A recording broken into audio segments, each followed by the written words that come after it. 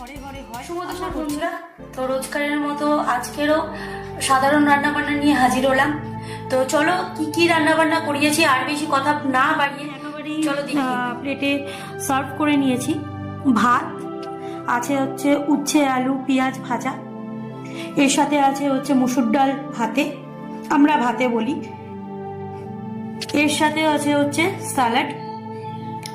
আর শুধু এখানেই শেষ না, আছে যেটা রবিবারে প্রত্যেকটা ঘরে ঘরে হয়, ঘরেই হয়, সেটা হচ্ছে এইটা, দুখানা লেগ পিস নিয়ে নিয়েছি, দুটো আলু, চিকেন।